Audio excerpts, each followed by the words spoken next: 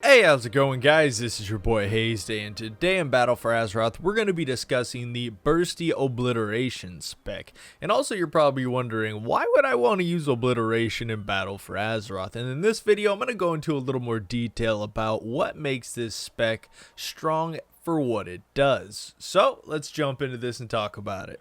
It's who we are, it's what we do, we've come so far, and now we pay the price, so don't even cry. The world is breaking down, and I cannot leave the ground. So the reason for this spec is I wanted to come up with something that was a little more brawlish, something you could go toe-to-toe DPS versus DPS, and I wanted something that had a little bit more burst than a 2-minute breath cooldown. So I kind of got to thinking about it, and I remembered some of the older specs I used to run into when fighting people 1v1 and fighting other DKs on the beta. Is a lot of them would use a bursty obliteration spec, which I also kind of came up with something else to enhance it a bit, which is Azerite armor, and we'll get to that a little bit later. But basically the spec is inaugural assault, just because we want to increase the amount of burst that your obliterate can produce, to enhance the fact that we're also using the obliteration talent to grant us basically 100% critical strike chances on our obliterate damage, which actually hits fairly hard. Outside of PvP instances, your obliteration plus the effect of inaugural assault can hit up to 20k. In PvP, I've seen it hit up for 17k damage, quite a lot, considering health pools are around 100k plus. And the fact that we're using decomposing Arroyo is also going to bring down their health percentage, and it's almost basically 17% of their health in a single obliterate. And considering Frost Strike actually hits roughly around the same in PvP when it crits around 17k, you can see why an overall rotation for this spec is going to be really effective. Now, as for the level 57 talent, we're going to be using a runic attune, just for the simple fact that we want extra runic power for our burst and consistent damage coming out with Frost Strike, since it is very important for us to use that at the correct time to deal maximum amount of damage.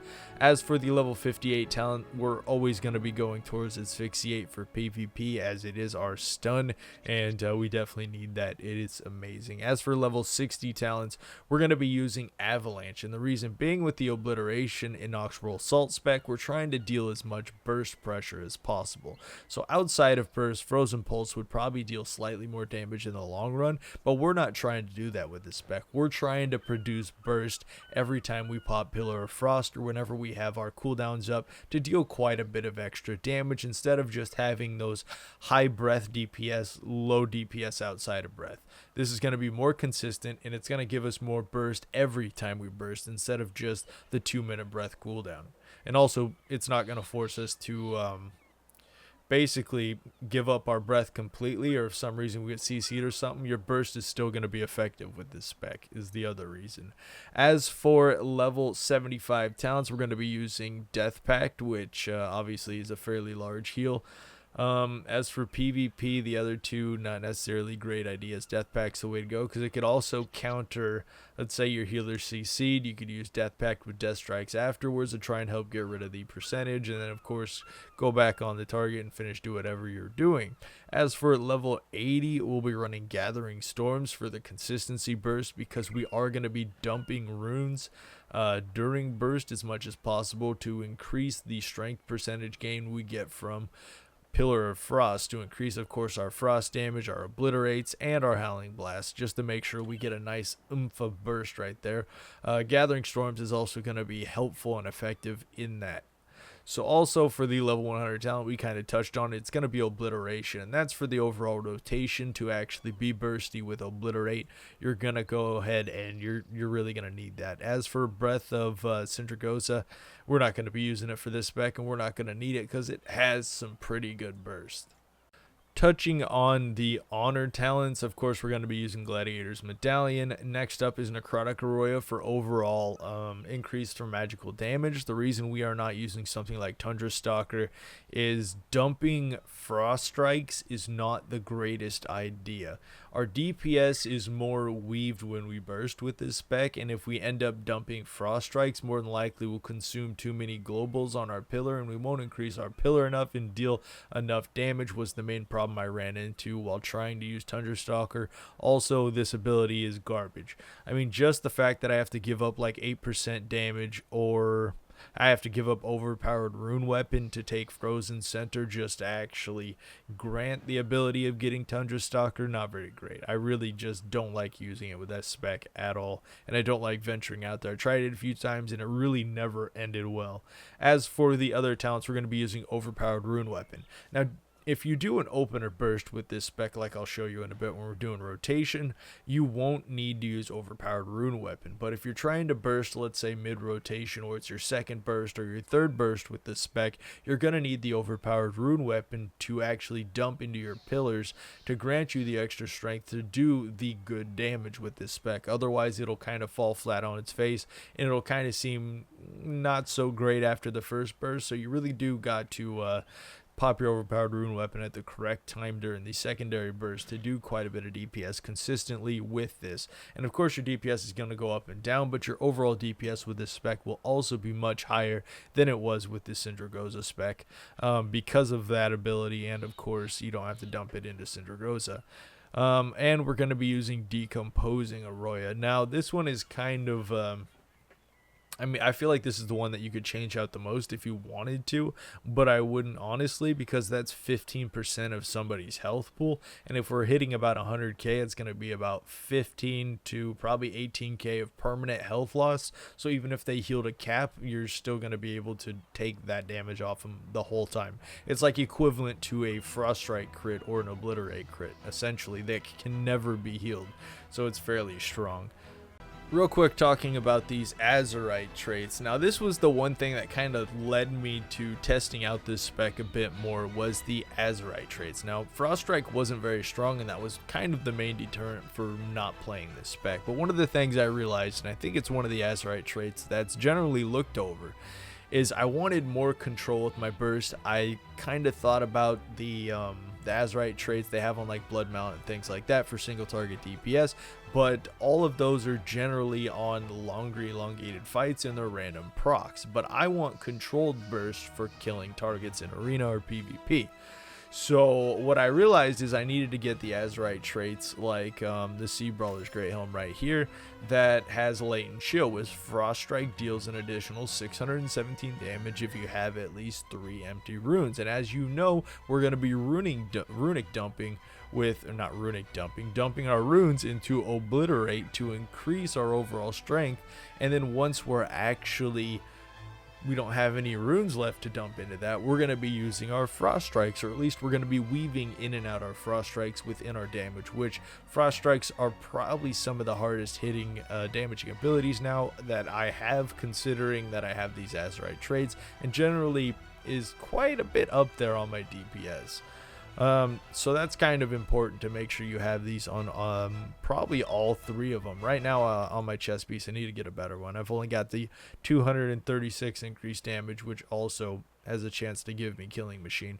But you also notice the secondary increase on this, which also grants me a little bit more control with my burst, because if I went like Shimmering Haven, no, that's not a good example. I need to find, if I went like Overwhelming Power, which would give me haste, which is really good for, let's say, Mythic plus DPS or overall DPS single target, but I don't necessarily want that. I want increase to my burst, which is something Earthlink can do, and the fact that all 3 of my pieces of gear grant Earthlink, I can get an extra 270 strength, which is also increased by the percentage of Pillar of Frost, which grants me, again, more burst during burst at, well, any point. I mean overall consistency, but it's going to give me a lot more burst for when I'm bursting to deal a lot stronger Frost Strikes, is what's going on with this Azerite armor.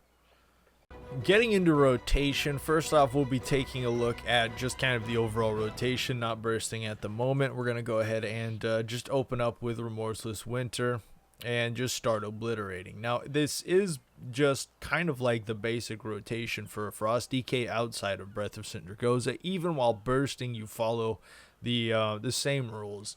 Now, kind of. for kind of follow the same rules, because you do try to dump runes a little harder actually during bursts. But anyway, so getting into this, the normal rotation is we're going to be popping Remorseless Winter up front. We're going to be laying in as many obliterates as possible, and then once we get a proc, we'll lay on our Howling Blast on the target, and just keep going back and forth from there. The only time we use Frost Strike outside of Major Burst is just as a filler, or we use a Frost Strike to keep ourselves from runic capping, to keep ourselves at a fuller rotation most of the time, instead of being runic starved at times. So in normal rotation, we'll just go ahead and pop our Remorseless Winter up front, go ahead and spam our obliterates on the target. Any Howling Blast procs we get, we want to use those as quick as possible, and of course use our Frost Strikes as fillers.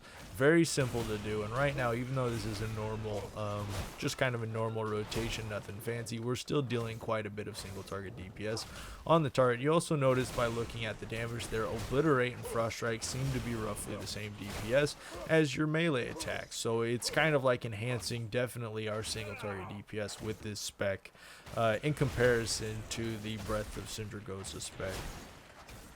Now, it's fairly simple to do. I really feel like just about any Frost DK player can do this. It's a lot easier than Breath Spec, definitely. That's all you got to do for the overall rotation.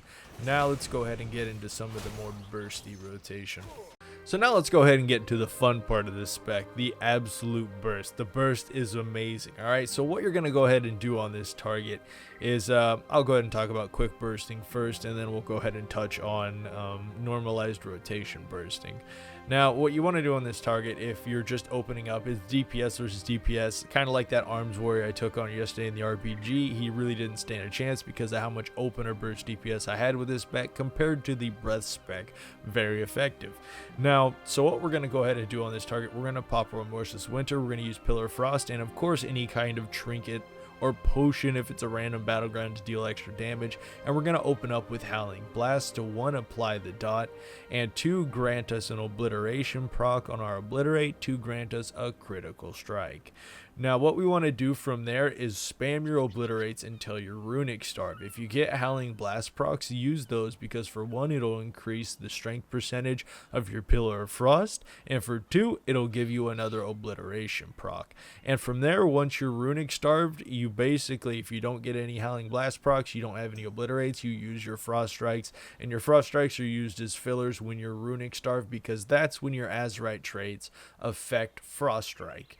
Now Frost Strike can hit just as hard as the other abilities, but its effectiveness is better used as just a filler at this point. If you try to use other abilities as to runic dump on targets and stuff like that, it's not nearly as effective as having an overall rotation, since they're all very close together in terms of damage for single target. So let's go ahead and put this damage together and deal some DPS to this training dummy. We should deal about 15, 16, 17k DPS on it.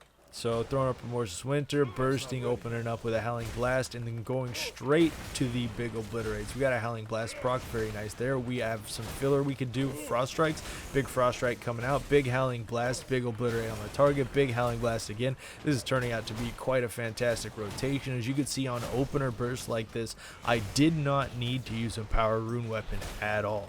Now I could absolutely save it until my next burst, or I could use a power rune weapon defensively after my burst to Death Strike and heal up quite a bit on any target or anyone out there. Now the other trick is I could also save it. Since it is on a 1-minute cooldown, it wouldn't be up during the next part of my proc on my pillar. Now the one thing you do need to know is the next time you burst, you want to pop Empowered Rune Weapon before Pillar of Frost, and then at that point you start dumping complete runes back into the rotation and doing any big obliterate crits you can get in Frost Strike. Same rule every time with the rotation. But that Empower is going to be needed for the 2nd, 3rd, 4th, 5th burst, because you need those runes to increase your Pillar of Frost, otherwise your abilities aren't going to hit nearly as hard. And as you could see by the DPS proc that we did that time, we were up 19k DPS, which is absolutely insane for an obliteration spec, or really for any spec for single target. I think I could also hit quite harder with Breath spec when it comes to single target raid DPS, but this for burst PvP spec and overall consistency in my opinion, is amazing and does really well, especially in 1v1 situations. I haven't got to test it out in arena quite as much. I want to play a TSG with this and see how it turns out. But overall in rated battlegrounds, I can definitely say it worked out. It did fairly well, especially when I had to take on classes 1v1. That's going to sum it up for this video. Hope you guys enjoyed this. Leave a like if you did. Comment down below if you have any questions about this spec. I can imagine there's probably going to be a few. And the question you're going to ask is, what's the stat priority? Because I didn't put it anywhere, did I? No, it's the same as it is in PvE. You just mastery spam, get a little crit, forget about Unholy. Fairly simple. So I hope you guys, again, enjoyed this video. Until next time, this was your boy Hazzed.